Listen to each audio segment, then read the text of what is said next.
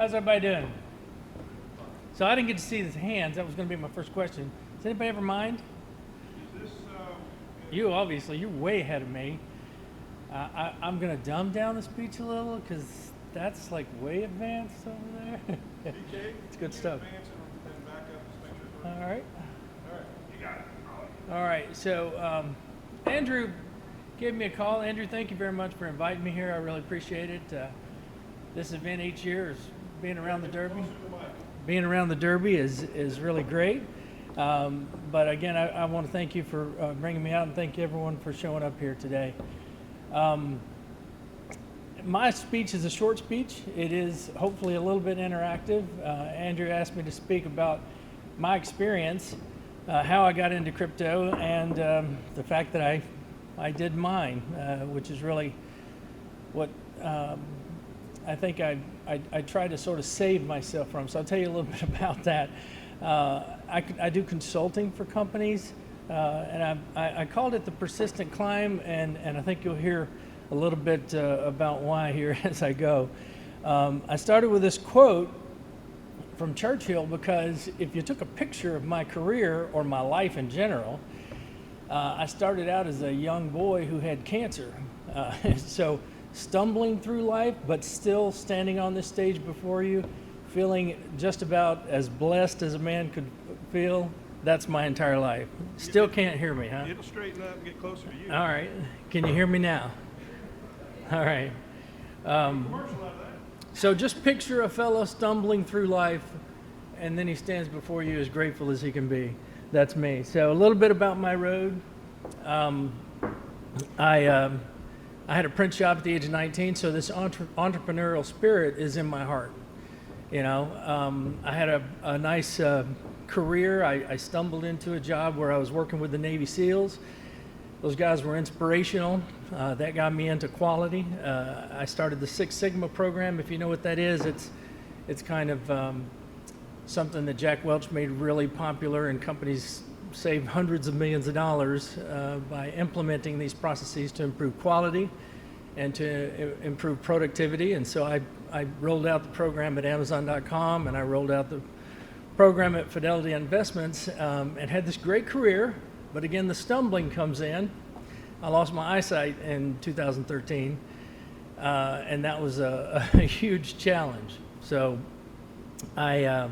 the picture there, by the way, I included the submarine because working with the Navy SEALs, what I got to do is really kind of cool.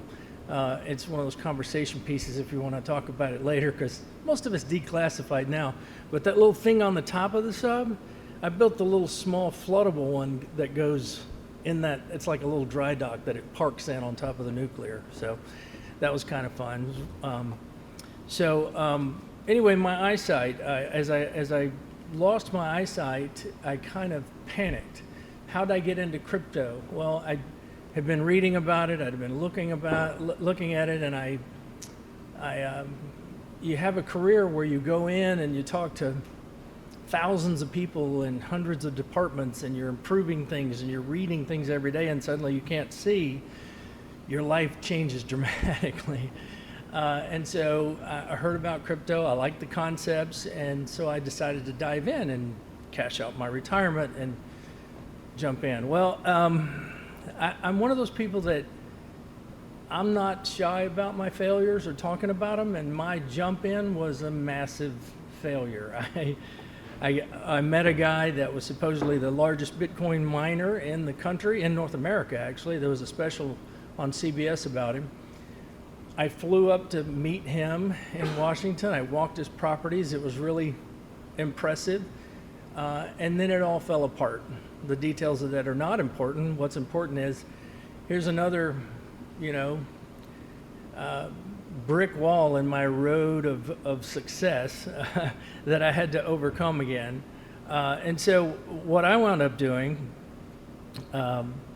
is I wound up basically building my own mining farm with what I had left of my retirement, trying to dig in learn as fast as I can. I think the lesson that I would probably say to you about anything in cryptocurrency is do your due diligence as best you can, and then get back up. It's a great technology. there is success in it, and just dive in head first. Whatever you're doing, really get involved. Don't hand it off to somebody else and just trust that it's going to be okay. So there's a few pictures here that I'd love for it to be interactive if you wanted to, but I'll just tell you a little bit about this. I mined a bunch of different things. I tried different machines. There's different machines on here, left to right. That machine's called an obelisk. Anybody ever heard of that? Yeah, so I put that picture in there because I figured most people have not heard of that. The largest, I think, mining machine maker, these are called ASICs, application-specific integrated circuit. These machines very specifically just run the algorithms, and they get very, very hot. So if you look at the pictures in the center, they're surrounded with silver stuff. I basically cordoned off a part of my basement, and I opened up to the outside half of the room to bring air in, and then you can see the output of the machines are completely sealed off, and so the heat of the machines would come out into this other section and then go directly outside where I had it open to the outside. And for a few years, I actually heated my house. My central heat and air was off. I heated my house with the heat of the machine, so I routed it into my central heat and air. And so that necessity piece where, you know, your life sort of hands you whatever it hands you, you make lemonade out of lemons, right? So I wanted you to see this is just one of those things where you do whatever you have to do, but I stand before you, I feel like I'm successful, not just because I'm not completely broke after all of this, but, you know, I was handed something that forced me to say, you know what, let me get a little bit deeper into this. And if you're going to mine Bitcoin, dive into the details. If you're going to mine Ethereum, dive into the details. I didn't do a lot of Ethereum mining. You know, you can do that on normal computers instead of ASICs. But I did as much as I could across the spectrum to try to see how I could be most profitable. You could see see that little orange fan on the picture to the right. I even tried different things to see how I could, you know, optimize the machines. I took them apart a little bit. I would look up different code on the internet, get in the chat rooms, and optimize machines. And typically, I would get more out of my machines than people normally would. But that's part of just digging in and going a little bit deeper with each item. So profitability, I get asked all the time, is it profitable? I will say that most of the time, these charts I didn't put up here for you to be able to read any of exactly what's on it. I think they're going to be available online if you want to get into the details. But the point about it is these lines, you can see that they go down and they go up. And one of the ones on there that's kind of faded on the bottom right one is the hash rate. All these people that are joining into the hash rate over time, what that means is if you're trying to calculate whether or not you're going to be profitable in mining, you have to figure out what can you make out of it, cashing out of it today at the coin's price today. But then you also have to realize that over time, as other people join in and the hash rate goes up, you're going to be making less and less and less off that machine. So if you're cashing out the coins right when you mine it, it's going to make you money for a short period of time, but that money's going to go down very quickly. And you can calculate, am I going to get my money back? And a lot of times it'll pay for itself. But what I would say is what I've learned is there's this 4-year cycle where the halving occurs in Bitcoin and the prices of everything really kind of rise. And if you can treat it like an investment and you can hold what you've mined, which is what I've done, and then cash out when the prices are a lot higher, then it's exponentially more profitable. So I wanted to share that. And I kind of wanted to open it up for any questions for just a second, because I know I'm only supposed to take about 15 minutes or so, but I wanted to know, when I got here today, the first thing I had was a question about mining. So does anybody have any questions per se. You mostly just, you mentioned the ASIC, you mostly just mine Bitcoin, but it said on there you mine some other stuff, so some of these coins also ASIC? Or Yeah, so yes, absolutely. Restate the question. Yes, I will. So the question was, do I mostly mine Bitcoin? It said on there that I mine other things, which I do.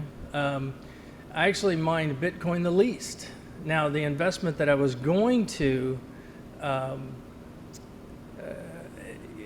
go into that failed, Gigawatt, with 60% of my retirement, that was going to mine primarily Dash and Bitcoin. That fell through.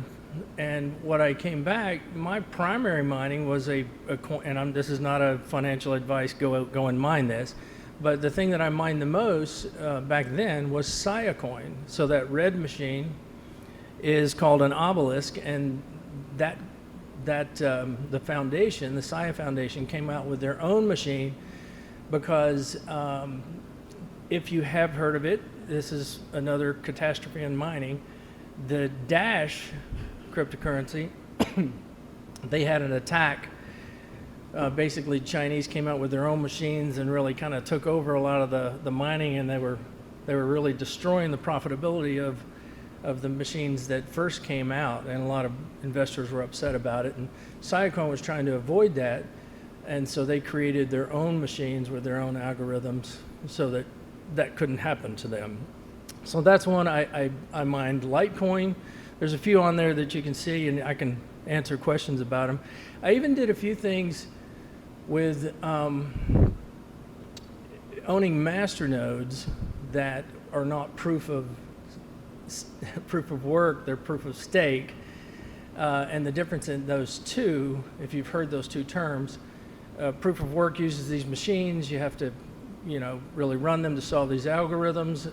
People talk about the energy that it consumes. Proof of stake is really more owning the assets and being part of the community. And then there's different ways to set it up, but depending on how many you own, you get voting rights and everything else.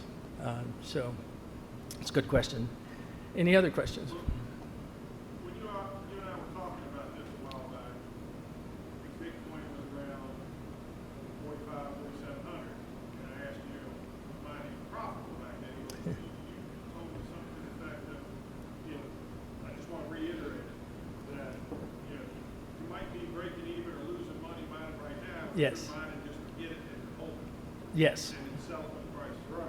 Yes. So if you could repeat that and exactly how that works out, if you would have mined it a year ago, and what would happen today? So, good question. I'm going to go back to this slide here. The top chart, you can barely see it. And again, I don't want you to have to read it, but you can see that the darker blue is coming down, and then you've got profitability below that. You can see that they cross at one point. So if you can imagine cashing out what you're awarded by running the algorithm and getting a block assigned to your hashing when you're mining, that block was no longer worth as much as you were spending in electricity, per se, and the investments you had in the machines. It kind of crossed there for Bitcoin until the price started running way back up for Bitcoin. I actually, with the old machines that I had, around when that line crosses is when I shut down most of the older equipment that I had. And my last few minutes of talking will be on kind of what's next for me, what's next for the industry. I'm open. I do consulting for companies. I do some financial consulting. I do process, obviously, with the Six Sigma process and quality improvement. I do selectively some consulting for companies. And I own a few other things, but I'm excited about a couple of things here. I'm excited about everything you talked about. That, because I do believe blockchain is going everywhere.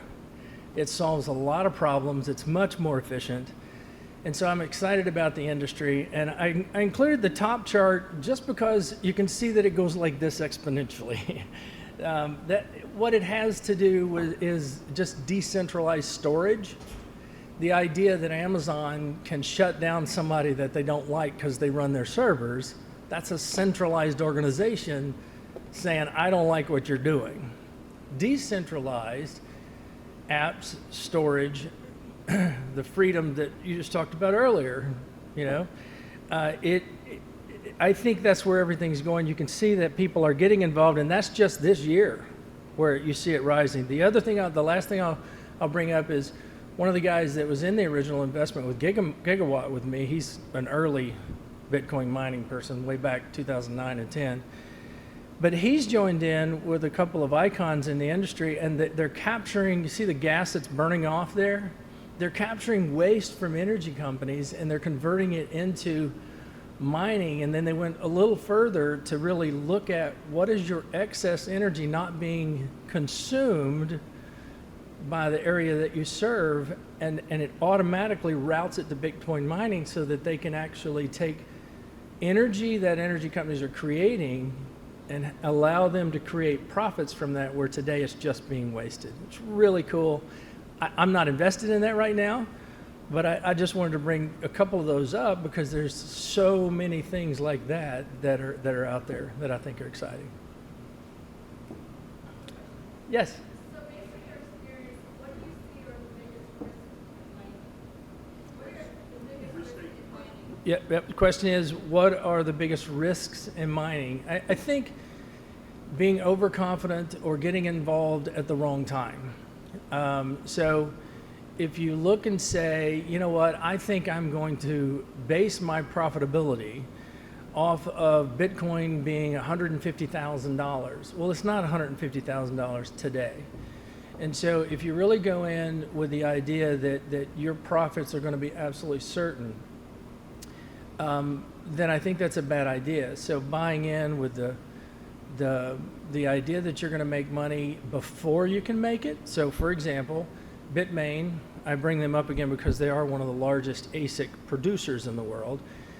If you try to order one today, you're not going to get it delivered until October or November. So really estimating your profits from that are very difficult. So I just want to point out the timing does matter, number one, and never count profits that, are just, they're not really there yet. They're just hopeful. Look at what it is that you can invest in and you can count on. For example, these guys are putting these machines to work when the energy is going to produce money for their client. That's sort of a guarantee for both of them. They get, from a mining perspective, they're setting up these containers full of mining equipment, and then they have a customer that is going to profit off of that no matter what. So they're willing to put that investment in. So the money is there. I think that the other risks, I think if you can be scammed today. I hate to say that as one of the primary ones, but the scammers are out there just like crazy. And there's companies cropping up saying that they can produce things that never get delivered. So, focusing on that timing thing, focusing on not putting yourself in a position where the investment that you make is leveraged and you have debt that becomes overwhelming before you can produce the income. Those are the biggest risks that I've seen personally. So, all right. If there's no more questions, I really appreciate it. Thank you for having me today. Thank you, sir.